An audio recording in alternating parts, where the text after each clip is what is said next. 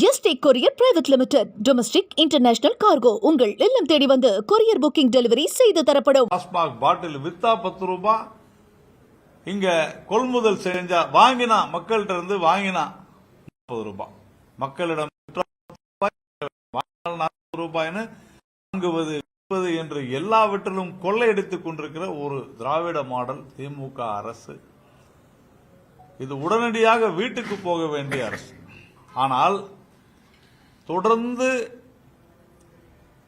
மத்திய அரசு அப்படி செய்து விட்டது, மத்திய அரசு இப்படி செய்து விட்டது என்றெல்லாம் சொல்கிற முதல்வர் இது குறித்து வாய்மூடி மௌனமாக இருப்பதன் மர்மம் என்னவென்றால் 40 ரூபாய். மத்திய அரசு இந்த நெல் கொள்முதலுக்காக, இந்த நெல்லை விவசாயிகளிலிருந்து கொள்முதல் செய்து அதை பாதுகாக்கக்கூடிய வகையில் மிக அதிகமான நிதியினை வழங்கிக் கொண்டிருக்கிறது. உணவு பாதுகாப்பின் மூலமாகவும் இந்த உணவை எப்படி சேமிப்பது, நெல்லை எப்படி சேமிப்பது, எப்படி கொள்முதல் செய்வது என்பதில் எல்லாத்துக்கும் மத்திய அரசு பணம் கொடுக்குது. அப்படிப்பட்ட ஒரு கட்டமைப்பை பெருக்குவதற்கு பணம் அளித்தும் கூட, நிதி அளித்தும் கூட அதை முறையாக செய்ய தவறி இருக்கிறது இந்த தமிழக திராவிட மாடல் திமுக அரசு. இதுல பெருமை வேறு பெற்றுக் கொள்கிறார்கள். 4.5 வருடங்களாக இவர்கள் என்ன செய்து கொண்டிருந்தார்கள்? இன்னைக்கு உணவுத்துறை அமைச்சர் சக்கரபாணி சொல்றாரு, முடியும், நீங்கள் என்ன சொன்னீர்கள், என்ன செய்திருக்கிறீர்கள்? நீங்கள் சொன்னதையும் செய்யவில்லை, சொல்லாததையும் செய்யவில்லை. வருமுன் காப்போம் அப்படின்னு சொன்னீங்க. ஆனால் வந்த பின் பார்க்கிற அரசாங்கம் தான் இந்த அரசாங்கம் இருக்கிறதே தவிர வருமுன் காப்பதாக இல்லை. இந்த சாகுபடியில், இந்த முறையில், இந்த நேரத்தில், அதுவும் மழை பெய்கின்ற இந்த காலத்தில் சற்றேனும் ஒரு விவசாய கொள்முதல்ல கவனம் செலுத்தவில்லை. மழை வரும்னு தெரியும், சாலைகள் எவ்வளவு மோசமாக இருக்கிறது. நான் இப்பொழுது சமயபுரத்திலிருந்து இங்க வருவதற்கு எனக்கு 1.5 மணி நேரம் ஆகிறது என்று சொன்னால் அந்த அளவிற்கு இன்றைக்கு போக்குவரத்து மிக மிக மிக மோசமாக இருக்கு. திருச்சி சாலைகள், எல்லா சாலைகளுமே, நீங்க இன்னைக்கு தமிழ்நாட்டில் இருக்கக்கூடிய எந்த ஒரு நகரமாக இருந்தாலும் உண்மையிலேயே திருச்சி நகரத்தில் இருக்கக்கூடிய இந்த போக்குவரத்து நெரிசலை கண்டு நான் உண்மையிலேயே வருத்தப்படுகிறேன். ஒரு அற்புதமான நகரமாக இருக்கக்கூடிய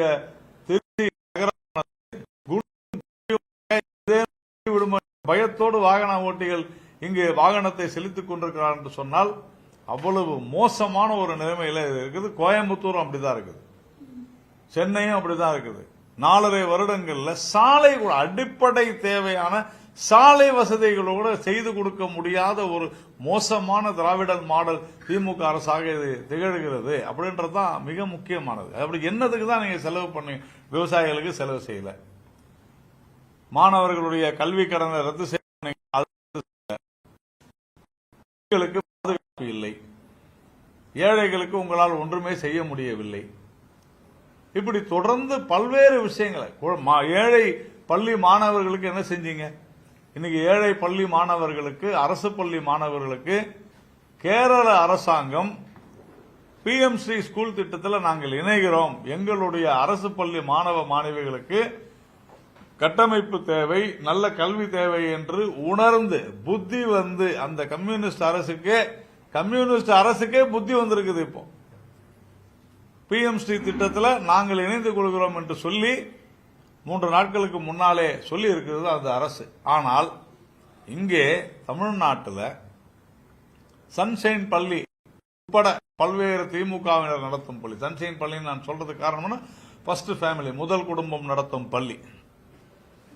அந்த பள்ளியினுடைய நேற்று தொலைக்காட்சியிலாம் அவங்களுடைய ஸ்போக்ஸ் பர்சன்ஸ், செய்தி தொடர்பாளர்கள் பேசும்பொழுது தனியார் கல்வி எப்படி நீங்க ட்ரைனிங் இன்ஸ்டியூட் எல்லாம் நீங்க செய்யறீங்க, அங்க ஆகாஷ்னு போர்டே போட்டு வச்சிருக்காங்க, போய் நீங்க யார் வேணாலும் போய் பார்க்கலாம். அங்க பல மொழிகள் சொல்லிக் கொடுக்கப்படுகின்றன, 3வது மொழி சொல்லிக் கொடுக்கப்படுகிறது. எங்க இந்த சன்ஷைன் பள்ளியில மற்றும் துரைமுருகன் அவர்கள் மகன் நடத்தும் பள்ளியிலிருந்து எல்லா பள்ளிகளும் அந்த மாதிரி இருக்குது. நேரு அவர்கள் நடத்தும் பள்ளியில கூட இருக்கும், எல்லாரும் பொன்முடி நடத்தும் பள்ளியில கூட இருக்கும். ஆனால் ஏழை அரசு பள்ளி மாணவர்களுக்கு இது மறுக்கப்படுகிறது ஏன் என்பதுதான் நம்முடைய கேள்வியாக இருக்குது. கம்யூனிஸ்டுகளுக்கே அறிவு வந்த பிறகு இங்க திராவிட மாடலுக்கு அறிவு வரவில்லை என்றால் என்ன அர்த்தம்? மற்ற தனியார் பள்ளி மாணவர்களுக்கு கிடைக்கக்கூடிய அந்த கல்வி, அந்த அறிவு உறுதியாக ஏழை அரசு பள்ளி மாணவர்களுக்கு கொடுக்கணும். கிட்டத்தட்ட 1 கோடி ரூபாய் ஒவ்வொரு பள்ளிக்கும் இந்த பிஎம்ஸ்ரீ திட்டத்தினால கிடைக்கும்னு சொன்னா கணக்கு போட்டு பாருங்க. எத்தனை நூற்றுக்கணக்கான பள்ளிகள் தமிழ்நாட்டில் அரசு பள்ளிகள் அதில் பயன்பெறும், அந்த ஏழை மாணவர்கள் பயன்பெறுவார்கள். ஆனால் அதையெல்லாம் தாண்டி இதை தூண்டிவிட்டு மொழி ரீதியான பிரச்சனைகளாக இதை தூண்டி கனிமொழி இன்னைக்கு சொல்றாங்க, யார் வேண்டுமானாலும் அரசியலுக்கு வரலாம், நடிகர்கள் அரசியலுக்கு வரக்கூடாது என்று நான் சொல்லவில்லை. ஆனால் அவர்களுக்கு சமுதாய பார்வை இருக்க வேண்டும், சமுதாயம் நன்றாக இருக்க வேண்டும், பெண்கள் வாழ்வில் முன்னேற்றம் வேண்டும். இதுதான் 2 விஷயம் கனிமொழி சொல்றாங்க. யாருக்கு அதை சொல்ல வேண்டும்? அவருடைய அண்ணன் நடத்துகிற ஆட்சியில இங்கு என்ன நடக்கிறது என்பதை நாம் பார்க்க வேண்டும். சமுதாயத்தை நாசமாக்குவது இன்னைக்கு ஒரே ஒரு விஷயம் தான், டாஸ்மாக்ல வழங்கக்கூடிய சாராயம் தான். முதல்ல அதுதானே சொல்லணும். வேண்டும், டாஸ்மாகை மூட வேண்டும் என்று கனிமொழி சொல்லாதது ஏன்? 10 ரூபாய் ஒரு பாட்டிலுக்கு வசூல் பண்றதுனால. பெண்களுக்கு இங்கு பாதுகாப்பே இல்லாத ஒரு சூழ்நிலை நிலவுகிறது தமிழ்நாட்டில், திருச்சி உட்பட எல்லா இடத்துலயும் அப்படிதான் இருக்குது. அப்போ இதை தன்னுடைய அண்ணனுக்கு, தன்னுடைய கட்சியினுடைய தலைவருக்கு சொல்ல வேண்டிய அறிவுரையை கனிமொழி அவர்கள் பேசுவது என்பது ரொம்ப வியப்பாக இருக்கிறது. நேற்றைய தினம் வைகோ அவர்கள் வேலூர்ல பேசுறாங்க. என்னைக்கோ நடந்த யாரோ எப்பயோ சொன்னதை இப்போ கையை வேடிக்கை பார்த்துக் கொண்டிருக்கிறது. ஈவே ராமசாமியினுடைய சிலைகளை அகற்றுவேன் என்று சொன்ன அந்த கைகள் எங்கே என்று சொல், நான் பார்க்கிறேன், அந்த கைகளை வெட்டுகிறேன், அதற்கும் நானும் தயாராக இருப்பேன் என்றெல்லாம் வீரவசனம் பேசுகிறார்கள். அரசியல்ல ஒரு செல்லா காசு ஆகிவிட்ட வைகோ வன்முறையை தூண்டும் விதமாக ஒருவருடைய கையை வெட்டி விடுவேன் என்று பேசுவது என்ன மாதிரியான ஒரு நாளைக்கு? அப்படி பாத்தீங்கன்னா அவருக்கு ஈவே ராமசாமி நாயக்கர் அவர்கள் மிகப்பெரிய மனிதராக இருக்கலாம், நான் மறுக்கவில்லை. யாராவது தவறாக பேசியிருந்தார் என்று சொன்னால் நீங்கள் வழக்கு போடுங்கள், தவறில்லை, சட்ட ரீதியாக வழக்கு தொடருங்கள். ஆனா கையை வெட்டுவேன்னு சொல்றது என்ன மாதிரியான? அதாவது இந்து மதத்தை அழிப்பேன்னு சொல்ற நாக்க வெட்டுவோன்னு யாராவது கிளம்பிட்டா என்ன சொல்லுவாங்க? அப்படி எல்லாம் பேசக்கூடாது. தொடர்ந்து இந்து மத நம்பிக்கைகளை, இந்து சின்னங்களை, இந்து மதத்தை இழிவுபடுத்தி பேசக்கூடியவர்கள் தினந்தோறும் தமிழ்நாட்டில் இருக்கிறார். அப்ப அவங்களையெல்லாம் மோசமாக பேசினால் ஏற்றுக்கொள்வார்களா? வெட்டுவேன் குத்துவேன்னா என்ன அர்த்தம்? Negative publicity. வைகோ அதைத்தான் பார்த்துக் கொண்டிருக்கிறார். சட்ட அமைச்சர் ரகுபதி சொல்றாரு, ஒரு டிஜிபியை இவங்களுக்கு போடுவதற்கு, டிஜிபியை யார் சீனியாரிட்டி 3 பேர், அதான் ஃபார்மாலிட்டி. ஒரு டிஜிபியை முறையாக தேர்ந்தெடுப்பதற்கு துப்பு இல்லாத ஒரு அரசாங்கமாக இந்த அரசாங்கம் இருக்கிறது. ஆனால் சட்ட அமைச்சர் எங்க இருக்கிறது? 3 மாதங்களுக்கு முன்னே அல்லது 30 மாதங்களுக்கு முன்னாலே தெரியும் இந்த இப்ப இருந்த டிஜிபி அவர்கள் அவர் ஓய்வு பெறப் போகிறார் என்று நல்லா தெரியும். ஆனால் அப்பொழுதெல்லாம் சும்மா இருந்து கோட்டை விட்டு நான் 2 மாதம் கழித்து இவர்களுக்கு இன்னும் தள்ளி போட்டால் தங்களுக்கு தேவையான ஒரு நபரை கொண்டு வருவேன் என்று சொல்வதெல்லாம் மிக மோசமான ஒரு உண்மையிலேயே இந்த நடவடிக்கையானது, இப்படிப்பட்ட ஒரு விஷயமானது வன்மையாக கண்டிக்கத்தக்கது. இன்னைக்கு உச்சநீதிமன்றம் இதுக்கு தடயம் போடல, இதுக்கு எந்த விதமான ஒரு பேனும் கிடையாது. அரசாங்கம் தனக்கு வேண்டிய ஆட்களை கொண்டு வரணும்னு செய்யறதுக்காக தான் இப்படி செய்யறாங்கன்னெல்லாம் சொல்வது என்பது வேடிக்கையாக இருக்கிறது. நீங்கள் தவறு செய்திருக்கிறீர்கள். காவல்துறையில அரசியல் விளையாட்டு விளையாடி கொண்டிருக்கிறீர்கள். கரூர்ல, திருச்சி பக்கத்தில் இருக்கிற கரூர்ல ஒரு மாதத்திற்கு முன்னால், ஒரு மாதத்திற்கு உள்ளாக நடந்த மிகப்பெரிய ஒரு மோசமான ஒரு கோரமான ஒரு சம்பவம். அதற்கு காவல்துறை பொறுப்பேற்று இன்னும் அந்த எஸ்பியை கூட தூக்கல நீங்க. ஏன் கள்ளக்குறிச்சியில வந்து அங்க எஸ்பியை நீங்க தூக்கினீங்க? எல்லா இடத்துலயும் நடவடிக்கை எடுத்தீங்க. ஆனா இங்க கரூர்ல இருக்கக்கூடிய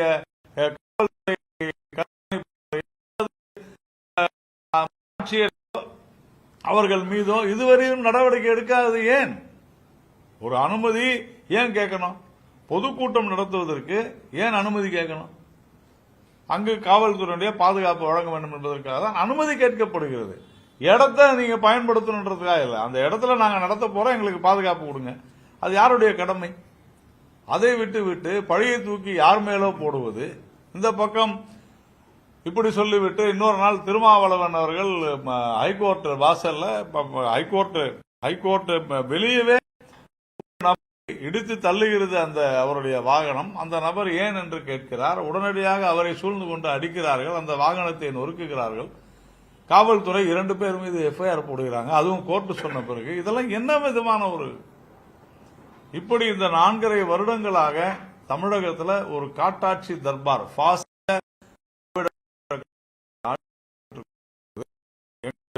தலைவர் திரு நயினார் நாகேந்திரன் அவர்கள் தமிழ்நாடு முழுக்க கடந்த வாரத்திலிருந்து தொடர்ந்து எல்லா தொகுதிகளும் 234 சட்டமன்றங்களுக்கும் சென்று அங்கே மக்களுடைய குறைகளை கேட்டறிந்து இந்த திமுக ஆட்சியானது அகற்றப்பட வேண்டிய ஆட்சி என்பதை மிக தெளிவாக ஒவ்வொரு மாவட்டத்திற்கும் ஒவ்வொரு சட்டமன்ற தொகுதிக்கும் சென்று அங்கு இருக்கக்கூடிய மக்களிடம் சென்று முறையிட்டுக் கொண்டிருக்கிறார். இது ஒரு மிகப்பெரிய ஒரு இயக்கமாக, ஒரு சக்தியாக, திமுகவை அகற்றக்கூடிய ஒரு நல்ல ஒரு நோக்கத்துடன் அமைந்திருக்கக்கூடிய ஒரு பேரணி மற்றும் இது ஒரு மிகப்பெரிய யாத்திரை என்று நாங்கள் சொல்கிறோம். இது மாதிரியான ஒரு விஷயம் தமிழ்நாட்டில் நடைபெற்றுக் கொண்டிருக்கிறது. ஒரு புறம் எதிர்க்கட்சித் தலைவர் திரு எடப்பாடி பழனிசாமி அவர்கள் அவர் மக்களை சந்தித்துக் கொண்டிருக்கிறார், இந்த பக்கம் நாம் மக்களை சந்தித்துக் கொண்டிருக்கிறோம்.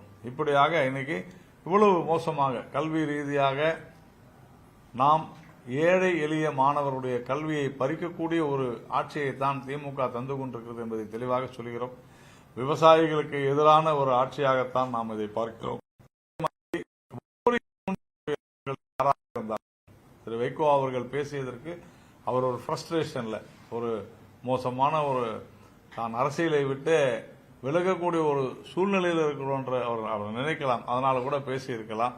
ஆனாலும் கூட ஒரு முதிர்ந்த ஒரு அரசியல்வாதி இப்படி எல்லாம் பேசியிருப்பது, அதை கண்டிக்காமல் கண்டுகொள்ளாமல் இருப்பது என்பது அதைவிட மோசமானது. இதைத்தான் நாம்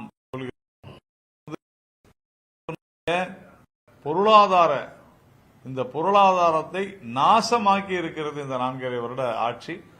இதையெல்லாம் நாம் சரி செய்ய வேண்டும் என்று சொன்னால் வரக்கூடிய தேர்தல்களில் அஇஅதிமுக தலைமையில் தமிழ்நாட்டில் இயங்கக்கூடிய தேசிய ஜனநாயக கூட்டணி இங்கே வெற்றி பெறும்.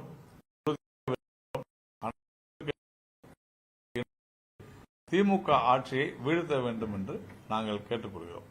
வேற ஏதாவது உங்களுக்கு இருந்தா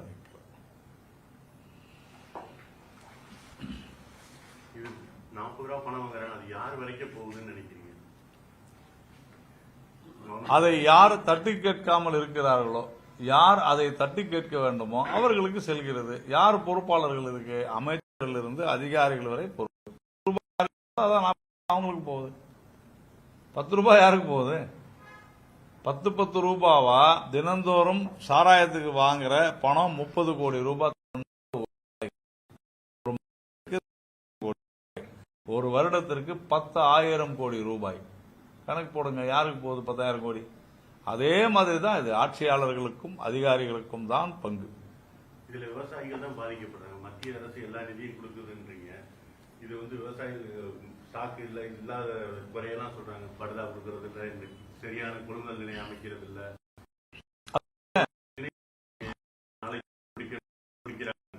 எல்லா குறையும் சொல்றாங்க. ஆனா இதெல்லாம் விவசாயிகள் தான் பாதிக்கப்படுறாங்க. அதுக்கு இழப்பீடு யாரு கொடுப்பாங்க? இழப்பீடு மாநில அரசு தான் கொடுக்கணும். ஏன்னா இந்த விவசாயத்தை பொறுத்தவரையில் agriculture is a state subject.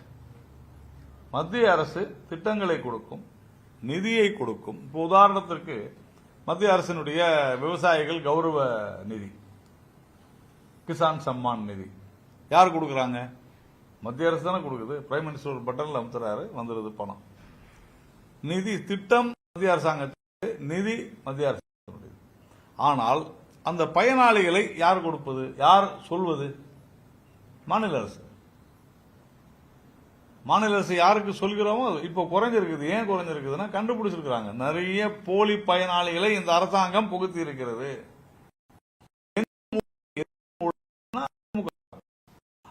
இந்த அரசாங்கம் அதை செய்திருக்க வேண்டியது. இப்போ விவசாயிகளுடைய இப்போ ஒரு நீங்கள் சொல்கிற அந்த சென்டர்ஸ், ப்ரொக்யூர்மெண்ட் சென்டர்ஸ், கொள்முதல் நிலையங்களை அமைக்க வேண்டியது யாருடைய கடமை? மாநில அரசாங்கத்தினுடைய கடமை. ஆனால் அதற்கு கூட மத்திய அரசாங்கம் நிதி உதவி வழங்குகிறது. நான் சொல்றேன், அதை முறையாக பயன்படுத்தி இருக்கிறார்களா என்றால் இல்லை. இது முழுக்க முழுக்க மாநில அரசினுடைய கவனக்குறைவு. இன்னைக்கு விவசாயிகளுக்கு அந்த கௌரவ நிதி, விவசாயிகளுடைய காப்பீடு, விவசாயிகளுடைய காப்பீடுலாம் அந்த காப்பீடுனுடைய பிரீமியம் முதல்ல மத்திய அரசாங்கம் வழங்கி விடுகிறது. அதை மாநில அரசு வழங்குது. அதுதான் விஷயமே. நகைக்கடன் அக்ரிகல்ச்சர் நகைக்கடன் சொன்னாங்க, எல்லாருக்கும் ரத்து பண்ணிட்டாங்களா? பண்ணல. இது அனைத்துமே மாநில அரசாங்கத்தினுடைய கடமை தான். நெல் கொள்முதல் வெள்ளரி சொல்லிட்டு தமிழக அரசு, ஆனா விவசாயிகள் பாத்தீங்கன்னா மத்திய அரசுக்கு எதிராக போராடிட்டு இருக்காங்க. இதுவரை டெல்லியில கூட போராட அனுமதி கேட்டிருக்காங்க. திமுகவினுடைய தூண்டுதலை நாம் பார்த்து கொண்டுதான் இருக்கிறோம். திமுக அதனுடைய கூட்டணி கட்சிகள்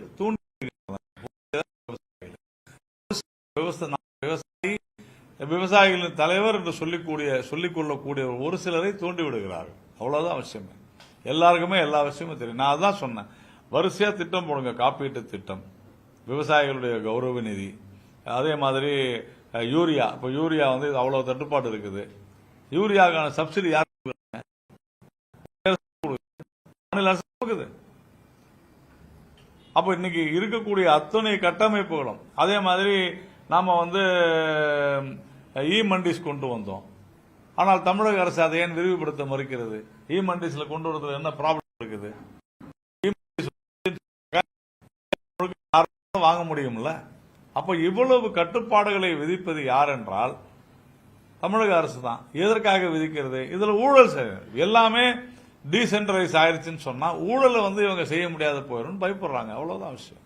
பிசிக தலைவருக்கு ஜெட் பிளஸ் பாதுகாப்பு கேட்டு, பிசிக தலைவருக்கு பாதுகாப்புன்னு சொல்லி ஜெட் பிளஸ் பாதுகாப்பு கேட்டு இன்னைக்கு கூட போராட்டம் பண்ணிக்கிறாங்க. திருமாவளவனுடைய தூண்டுதலினால் அவருடைய கட்சிக்காரர்களிடமிருந்து பாதுகாப்பு தமிழக மக்களுக்குத்தான் தேவையே தவிர திருமாவளவனுக்கு பாதுகாப்பு தேவையே கிடையாது. திருமாவளவன் எப்பொழுதுமே இந்துக்களுக்கு எதிராக வன்முறை பேச்சு, சிறுபான்மை மக்களை தூண்டி விடுவது, சரக்கு மிடுக்கு என்று பேசுவது, இதெல்லாம் நீங்களும் கேட்டிருப்பீங்க. நான் திருப்பி அதை சொல்லணும்ன்ற அவசியம் இல்லை. அவ்வளவு மிக மோசமான பேச்சு. இந்து கோவில் இருக்கிற பொம்மைகள்லாம் ஆபாசமாக இருக்கிறது என்கிற பேச்சு, சனாதன தர்மம் குறித்து, அதாவது இந்து மதம் இல்லாத மாதிரியும் இந்து மதத்தில் மட்டும்தான் ஜாதி இருக்கிற மாதிரிலாம் பேச்சு. யாரோ இங்கிலீஷ்கார எழுதின ஒரு புத்தகத்தை கொண்டு நான் மனுஸ்மிருதியை கொளுத்துகிறேன் என்று பொய் சொல்லி நாடகம் ஆடுவது. வெண்டி டோனிகர் எழுதிய புத்தகத்தை கொளுத்திவிட்டு இதுதான் மனுஸ்மிருதி என்றெல்லாம் நாடகம் ஆடி இந்து மதத்திற்கு எதிராக செயல்படும் ஒரு மதவாதி திருமாவளவன். அந்த மதவாதிக்கு துணை போகும் மதவாத கட்சிகள் திராவிட முன்னேற்ற கழகம், காங்கிரஸ் போன்ற கட்சிகள். நேற்று என்ன நடந்துச்சு?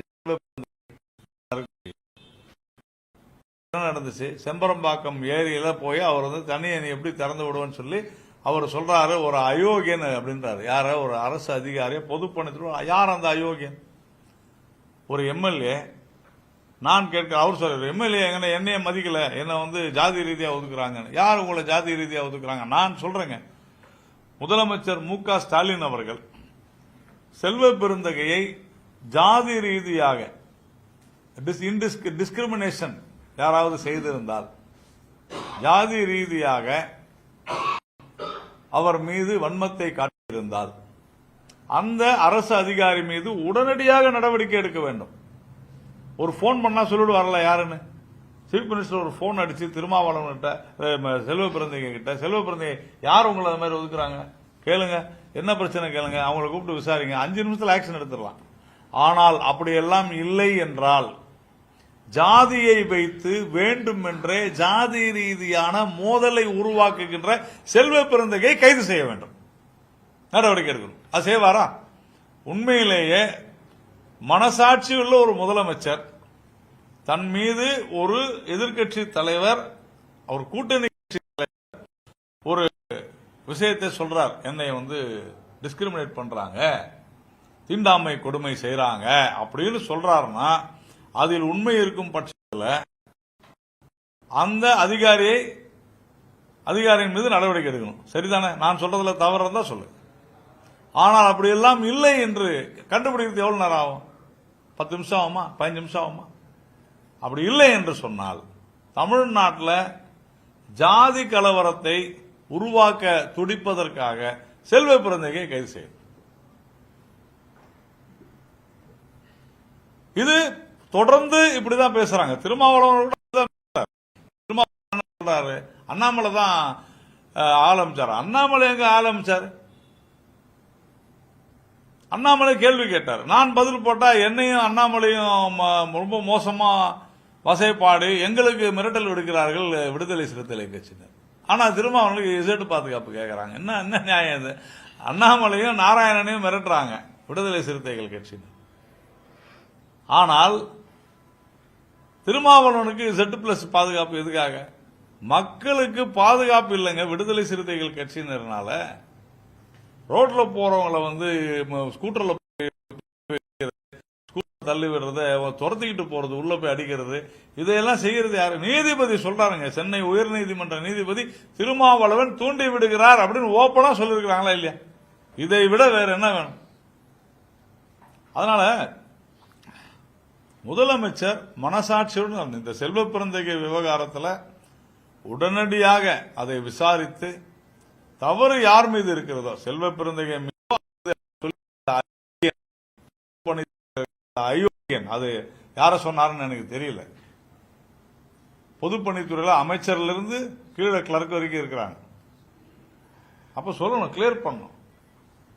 முதலமைச்சர் இதுல தலையிட்டு உடனடியாக நடவடிக்கை எடுக்கணும். ஆனால் செல்வ பிறந்தகை கிட்ட ஒரு விஷயம் என்னன்னு கேட்டீங்கன்னா, அவரு இந்த டிஸ்கிரிமினேஷன், அதாவது ஜாதி ரீதியாக ஒதுக்குவது பத்தி எல்லாம் அவர் பேசுவதற்கு அவருக்கு உரிமை இருக்குதான்னு எனக்கு தெரியல. ஏனென்று சொன்னால் அவருடைய அகில இந்திய தலைவர் இருக்கார் பாருங்க, மல்லிகார்ஜுனகாருக்கு, அவரே ஹைகமாண்ட் கேட்கணும்ன்றார். அகில இந்திய தலைவருக்கு யார் ஹைகமாண்ட்?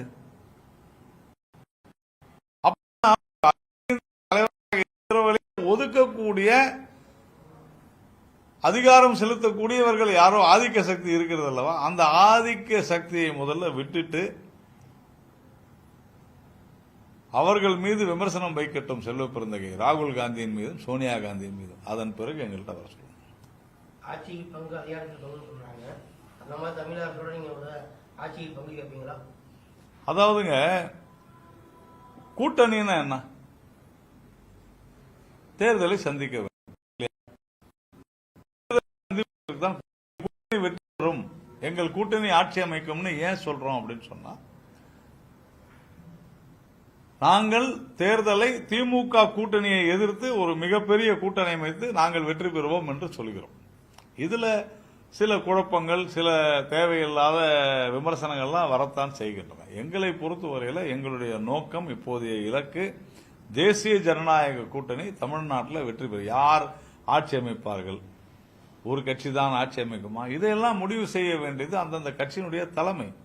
அது குறித்தெல்லாம் நாம் இப்ப பேச வேண்டிய அவசியமே இல்லை என்பதுதான் என்னுடைய கருத்து. தேங்க்யூ.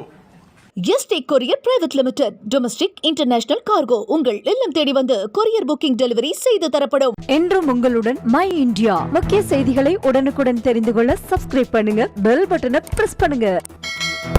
என்றும் உங்களுடன் மை இந்தியா.